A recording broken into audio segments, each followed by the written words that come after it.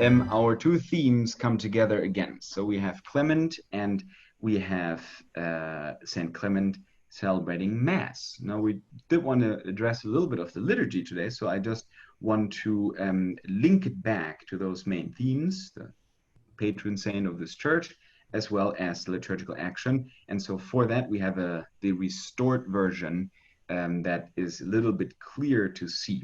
So what you would look at, or what we're looking at, is a complete wall taken up by Fresco. It's absolutely stunning. Okay, absolutely stunning, because this is a fresco from the original medieval basilica, or sorry, well, no, I mean, not medieval, early Christian basilica, okay, from the 4th century that has been restored. That's why the colors are so vibrant. Okay, the colors are not original, but everything else is original. And it has a couple of features that are extremely remarkable, not just for Catholics, but actually also just for linguists. Now, there are 3 parts. The top part is just kind of the lineup of all of the all-stars of the church. And we know this because we don't see their faces, but we do see the names, the titles underneath. One is Linus to the left. One is Peter, Petros. One is Cletus to the right. And in the middle is San Clemente himself. So you got a lineup of the first popes. Now they're cut off because, as we've explained, there was a basilica up above and then the basement, and so the upper part was part of the wall and was somehow destroyed, taken off. So it's kind of ripped off, but you wouldn't actually be able to see further because there's a ceiling right now. Okay, above us is the ceiling.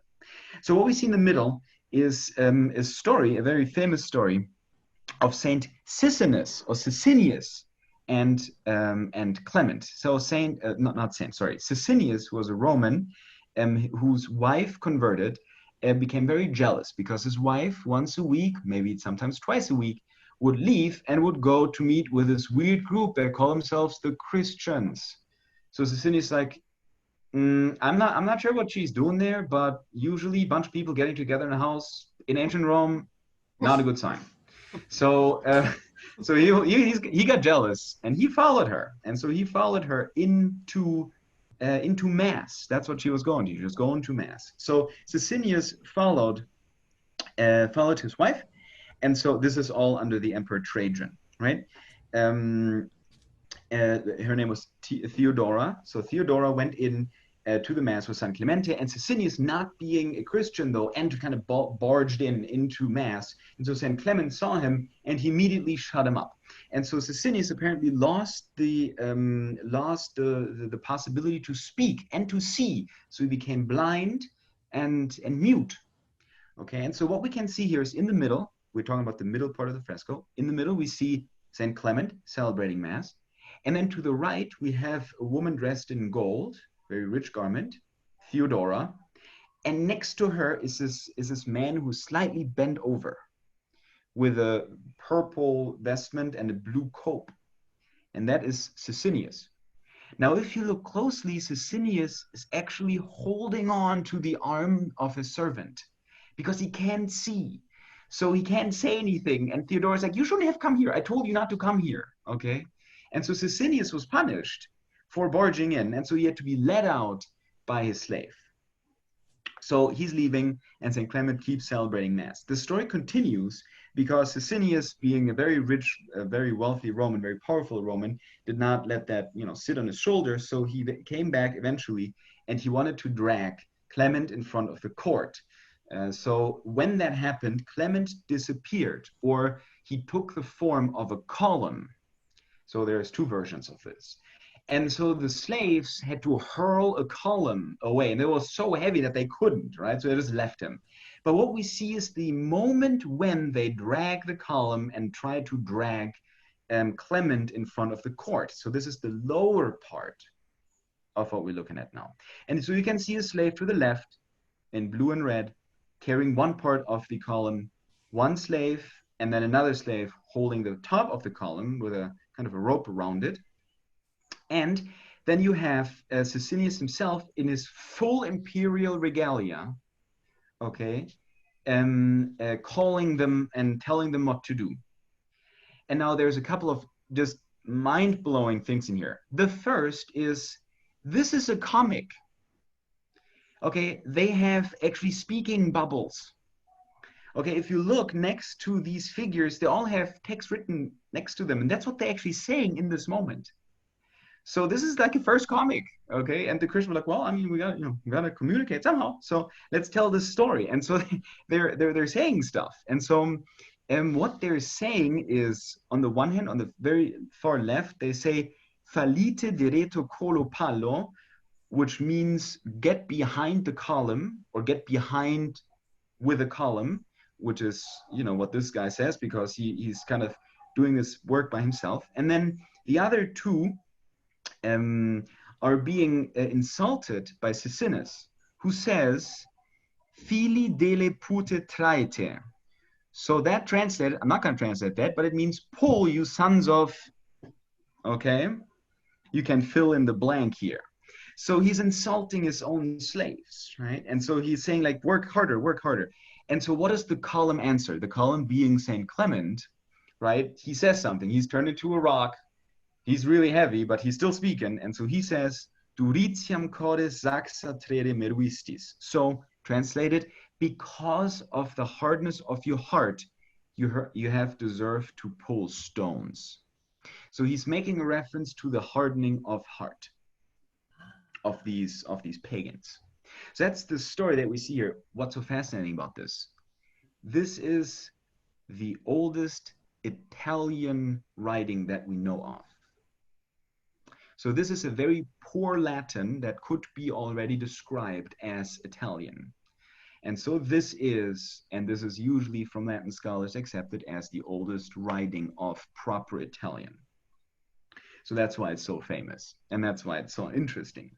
Now, what is very neat, if we just kind of take a step back here, and I'm already over time, but what we take a step back is, what happens is the Christians tell the story of Saint Clement, making references to two prior events. One is Saint Paul. When he gets converted, he gets struck, he becomes blind, he becomes mute. In this case, though, it's not Clement, but it's the pagan who happens that, like St. Paul, right, when he was still Saul. And the hardness of the heart, where does that come from? That comes from Moses speaking to the Pharaoh. And so there are two references that already in the 4th century were so widely known and so clearly a topos, so a type of story, that they already used it to tell the story of St. Clement. Now, obviously, Sisinnius and the pagans, the slaves, they had a difference, because Sisinnius eventually did become a Christian. So the muteness was lifted, the blindness was lifted, he could see again, like Saul when he became Paul. He stopped persecuting the Christians, he became a Christian. The slaves did not, so their hearts stayed hardened. And this is also a reminder for every Christian that looks at that no matter what you do, it's always ultimately in the hands of God. Right? You cannot by your own skill convert someone. It's God working in their hearts. And on the one hand, there are Sisinniuses around whose hearts melt and become flesh and become Christian. And then you have hearts that just remain stones. And those people get to just hurl rocks for the rest of their existence. And so this is a beautiful reminder of these two stories that are involved in Clement's story. Now, before we go further, just one more thing. Bear with me. Thank you for your patience. Let's return back to the main center one, because here you have all elements of an early Christian worship.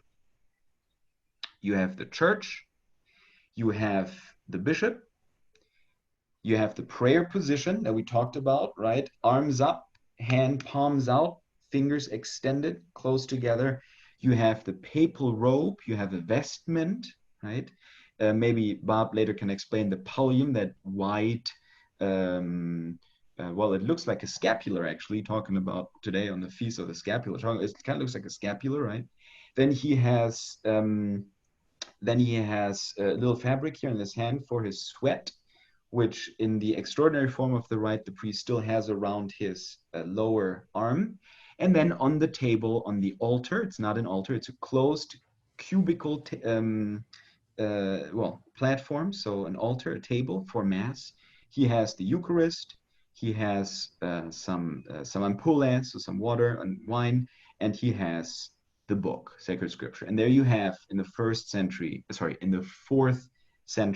a representation of Saint Clement, the fourth Pope, celebrating Mass. And so this is basically all elements that we already spoke about, but kind of all concised, right, packed into one in this beautiful, beautiful fresco. So I just wanted to make that footnote because we are talking about liturgical symbolism. So I figured. Hi, thanks for stopping by the channel, and make sure you don't miss any of the great content that's coming up. Subscribe to the channel. You're going to click on the little red button, and then once you do, there's going to be a bell right on the right hand side. Click on the bell, a drop down menu will appear, and you want to make sure you click all to receive all the notifications of all the great content that's coming up. Thank you.